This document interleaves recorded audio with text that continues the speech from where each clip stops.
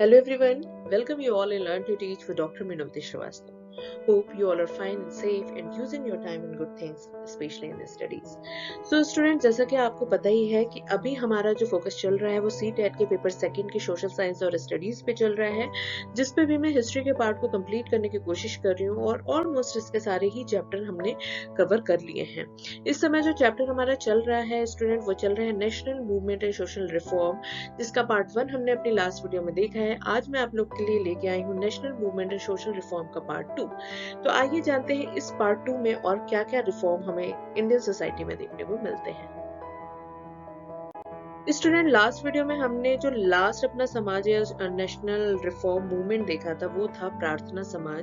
प्रार्थना समाज के बाद भारतीय इतिहास में जो नेक्स्ट समाज या सभा हमें देखने को मिलता है वो है आर्य समाज। देन उसके बाद रामकृष्ण मिशन। ये दोनों ही बहुत ही फेमस रिफॉर्म मूवमेंट थे इंडियन हिस्ट्री में। और आर्य समाज का अगर नॉर्मली अर्थ देखा जाए तो उसका अर्थ जो मिलता है वो decent the Nobel society. Arya Samaj का जो पर्पस भी था वो सोसाइटी में डिसेंसी लाना था और नोबेलिटी लाना था। और हिंदू रिफॉर्म मूवमेंट जो है फाउंड किया गया था स्वामी दयानंद द्वारा इन 1875। तो बहुत से सामाजिक परिवर्तन हमें उस समय देखने को मिलते हैं। गद्दाधर चटर्जी और Swami Ramakrishna Paramhansa believed in universality of all religion. ये दोनों ही समाज जो थे कहीं ना कहीं यूनिवर्सैलिटी ऑफ ऑल रिलीजन पे विश्वास करते थे। They believed that there were many paths to union with God, the salvation, and to serve a needy man is the service of God। ये कहते हैं कि इनका जो विश्वास था वो ये था कि अगर आपको भगवान की सच्ची भक्ति करनी है तो आप नीडी व्यक्ति यानी कि जिस व्यक्ति को जरूरत है उसकी मदद करो, उससे भगवान अपने आप खुश होता है, यानी कि भगवान की मदद होती है। तो भगवान की सेवा करने के लिए आपको मंदिरों में जाने की जरूरत नहीं है, जबकि जरूरतमंद की आवश्यकताओं को पूर्ति करने से भी आप भगवान की सेवा कर सकते हो। ये विचार थे रामकृष्ण मिशन और आर्य समाज के। इन दोनों ही नेशनल मूवमेंट का जो मेन पर्पस था, real purpose of technological and modern science was service of Mankind. ऐसे हो या वैसे हो, मनुष्य की सेवा करना ही इन दोनों ही समाज का मेन पर्पस था। Bring into existing a group of monk, और ये मॉन्क के एक ग्रुप को एग्जिस्ट करना चाहते थे, जैसा कि हमें पता भी है। वैल्यू ऑफ ह्यूमनिज्म पे ये बिलीव करते थे। यूनिवर्सल ब्रदरहुड, सभी भाई भाई हैं, सभी में भाईचारा होना चाहिए, एक का दूसरे से बिलीव होना चाहिए, फेथ होना चाहिए, विश्वास होना चाहिए। वो चीज ये इस चीज को ये वैल्यू देते थे। Dedicated their life to spread the value of renunciation, practical spirituality and Vedanta. त्याग करना, आत्मीयता को, वेदांता को, इस चीज की प्राप्ति में इन्होंने अपने जो जीवन था उसको त्यागा। irrespective of their caste, creed and color, बिना किसी जाति पाति तथा धर्म को ध्यान में रखते हुए सिर्फ और सिर्फ जो मानवीय कार्य होना चाहिए, मानव जीवन का जो लक्ष्य होना चाहिए वो मनुष्य की सेवा, यानी कि दूसरे की सेवा, ब्रदरहुड होना चाहिए, स्पिरिचुअलिटी होनी चाहिए, वेदांतों को फॉलो करना चाहिए। ये रामकृष्ण मिशन और आर्य समाज का मेन फोकस और पर्पस था। आर्य समाज तथा रामकृष्ण मिशन के बाद जो दो नेशनल मूवमेंट हमें देखने को मिलते हैं अगेन, वो है young Bengal movement and theosophical society. Young Bengal जो मूवमेंट था उसको फाउंडर जो थे या उसको एस्टेब्लिश करने वाले जो थे वो थे Derozio, is also credited to be the first nationalist poet of modern India। ये पहले नेशनलिस्ट पोएट के नाम से भी जाने जाते हैं, नवीन भारत के। He inspired by French revolution, ये फ्रेंच रिवॉल्यूशन से बहुत ज्यादा इंस्पायर्ड थे। They support women equal right of education, इन्होंने महिलाओं के इक्वल राइट जो है शिक्षा का उसको इन्होंने काफी सपोर्ट किया। इन्होंने मूर्ति पूजन का विरोध किया, बहुविवाह का विरोध किया, चाइल्ड मैरिज यानी कि बाल विवाह का विरोध किया, डाउरी सिस्टम, कास्ट सिस्टम का विरोध किया, और साथ ही साथ पर्दा प्रथा को भी इन्होंने अपोज यानी कि विरोध किया। इसके बाद स्टूडेंट्स हम देखते हैं थियोसॉफिकल सोसाइटी। तो थियोसॉफिकल सोसाइटी जो थी वो एस्टेब्लिश हुई थी न्यूयॉर्क में। Theosophical society was founded by Madam H.P. Blavatsky and Colonel H.P. ओलकॉट in 1875 eight New York में 1875 में ये सोसाइटी स्टेब्लिश की गई थी।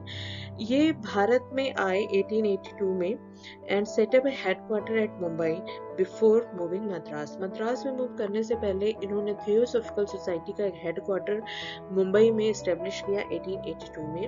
और इस मूवमेंट को आगे बढ़ाने और पुनर्जीवित करने में जो सबसे बड़ा योगदान है वो है एनी बेसेंट का।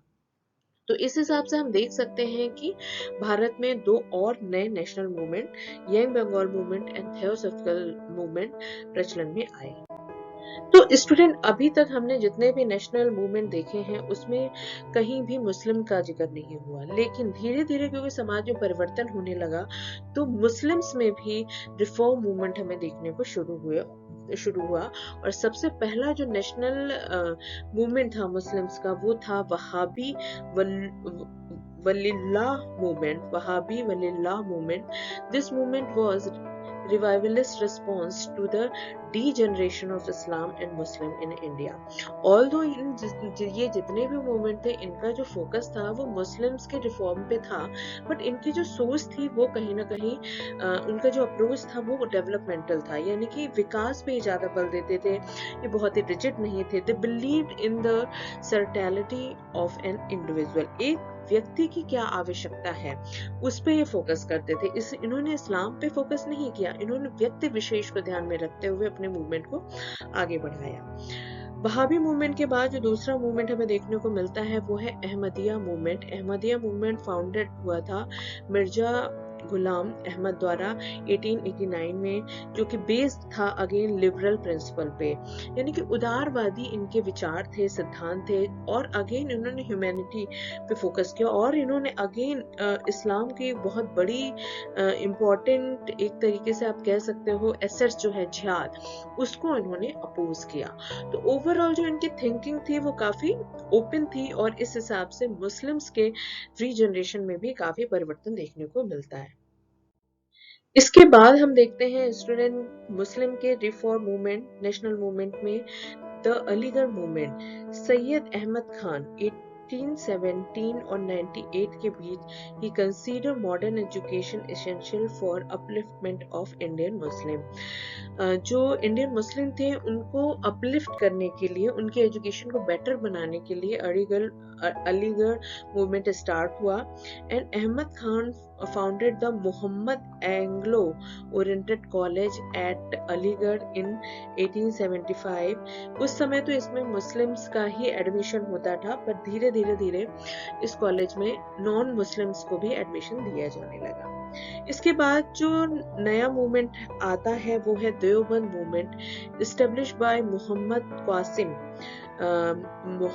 क्वासिम Nanautavi in 1832 to 1880 and Rasid Ahmad Gangohi as a revivalist movement। Revivalist movement था, मुस्लिम्स के लिए पुनर्जागरण का एक मूवमेंट था और इसका भी जो ऑब्जेक्टिव था वो था moral and religious regeneration of the Muslim community. तो ओवरऑल जितने भी हमने ये चार बेसिक नेशनल मुस्लिम मूवमेंट देखे, इनका पर्पस इस्लाम का प्रचार प्रसार नहीं करना था, बल्कि जो मुस्लिम थे, इंडियन मुस्लिम थे, उनका रिफॉर्म करना था, उनको अच्छी सोच, उनको एजुकेशन, उनका अपलिफ्टमेंट करना था।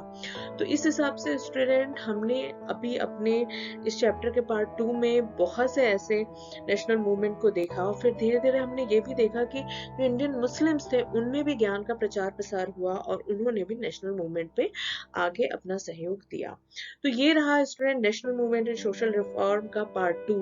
लेकिन अभी भी ये चैप्टर हमारा कंप्लीट नहीं हुआ है। इस चैप्टर को हम अपनी नेक्स्ट वीडियो में कंप्लीट करेंगे। तब तक आप अपना ख्याल रखिए, फैमिली वालों का ख्याल रखिए, अपने टाइम को सही से यूज करिए। मिलते हैं हम नेक्स्ट वीडियो में। Till then take care and bye.